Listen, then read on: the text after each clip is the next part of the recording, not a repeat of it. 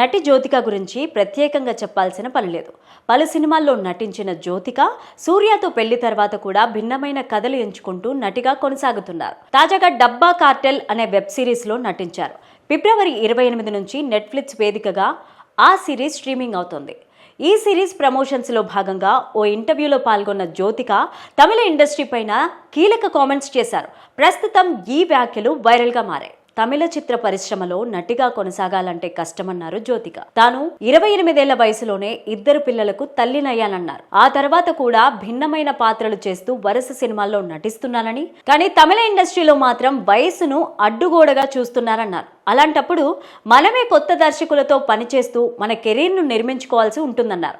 ఆ రోజుల్లో కె బాలచందర్ లాంటి అనుభవజ్ఞులైన దర్శకులు, పెద్ద నిర్మాతలు మహిళల కోసం సినిమాలు తీసేవారు. ఈ రోజుల్లో అలా ఎవరూ తీయడం లేదు. అగ్ర హీరోలతో సినిమాలు తీసేవారు మాత్రమే ఉన్నారు. మహిళా ప్రాధాన్యత ఉన్న సినిమాలు రావడం పూర్తిగా తగ్గిపోయాయి. లేడీ ఓరియంటెడ్ అనగానే బడ్జెట్ కూడా కుదిపేస్తారు. వయసు పెరిగితే పరిగణలోకి తీసుకోరు. ఇది ఇంకో సమస్య. నటిగా రాణించడం కష్టం.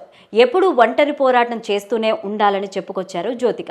అయితే జ్యోతిక చెప్పిన విషయాలు నిజమేనంటూ నెటిజన్లు కామెంట్స్ చేస్తున్నారు. ఇదిలా ఉంటే జ్యోతిక 1997లో డోలీ సజాకే రఖ్నా అనే హిందీ మూవీతో వెండితెరకు పరిచయమయ్యారు. వాలి సినిమాతో తమిళంలో ఎంట్రీ ఇచ్చారు. ఇక ఠాగూర్ సినిమాతో టాలీవుడ్కు పరిచయమయ్యారు. ఆ తర్వాత చంద్రముఖి, మాస్ సినిమాలు చేశారు. హీరో సూర్యతో 7 సినిమాల్లో నటించారు.